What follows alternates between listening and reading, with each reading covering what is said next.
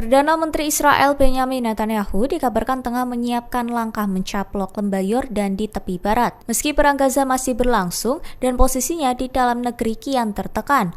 Mengutip dari Tribun News bahwa Netanyahu menyebut pemerintahannya telah menunjukkan pencapaian militer terhadap Hamas dan Iran.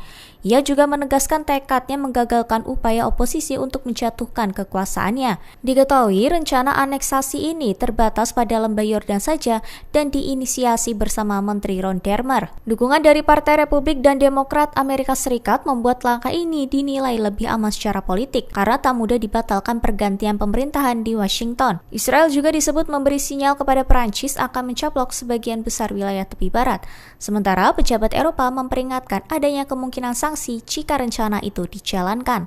Pasukan polisi khusus Israel dilaporkan menewaskan seorang terduga teroris Palestina dalam operasi di desa Tamun dekat kota Tubas pada Senin 1 September 2025 malam. Militer Israel menyebut serangan itu menargetkan sel yang diyakini tengah menuju lokasi untuk melakukan serangan. Mengutip dari Ynet News bahwa 5 anggota satu keluarga termasuk 3 anak-anak terluka ketika pasukan Israel menembaki sebuah mobil di wilayah tersebut. Kementerian Kesehatan Palestina melaporkan sang ayah mengalami luka parah di kepala. Sementara ibu terluka sedang dan anak-anak mengalami luka ringan. Rekaman yang beredar menunjukkan korban tewas berada di kursi pengemudi. Sementara tim penyelamat setempat terlihat memberikan pertolongan kepada penumpang lain. Sementara itu, Bulan Sabit Merah Palestina menyebut petugas medisnya ditembaki saat mencoba menjangkau lokasi kejadian. Hingga kini, militer Israel belum memberikan tanggapan atas klaim tersebut. Diketahui serangan ini terjadi kurang dari seminggu setelah operasi besar di Ramallah. Gubernur Ramallah menuding Israel melakukan teror terorganisir untuk mengintimidasi warga Palestina agar meninggalkan tanah mereka. Presiden Iran Masoud Pezeshkian menegaskan bahwa negaranya tetap berkomitmen menyelesaikan persoalan nuklir melalui jalur diplomatik meski mendapat tekanan dan serangan dari Israel. Pernyataan itu ia sampaikan saat bertemu Sekretaris Jenderal PBB Antonio Guterres di sela-sela KTT Organisasi Kerjasama Shanghai ke-25 di Tianjin, China pada Senin 1 September 2025.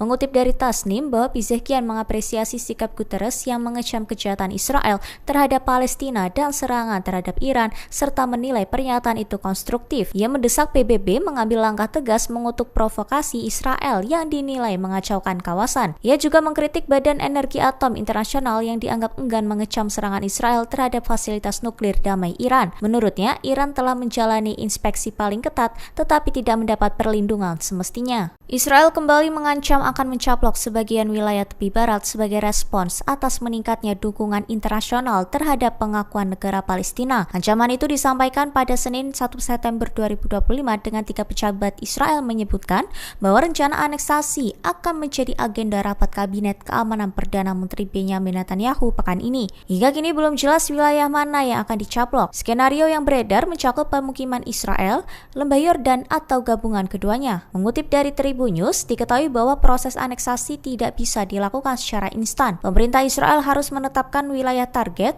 kemudian membawa keputusan itu ke Knesset untuk memperoleh legitimasi hukum sebelum menerapkan hukum Israel sepenuhnya di kawasan tersebut. Langkah ini dinilai para analisis memerlukan waktu panjang karena perlu sinkronisasi regulasi domestik, konsolidasi politik koalisi, dan kesiapan menghadapi tekanan internasional. Diketahui gertakan itu kembali muncul setelah beberapa negara barat termasuk Prancis, Inggris, Australia, dan Kanada berkomitmen mengakui Palestina dalam sidang Majelis Umum PBB pada September mendatang. Hal ini sekaligus menjadi pesan simbolis bahwa Israel tidak akan tunduk pada tekanan luar negeri.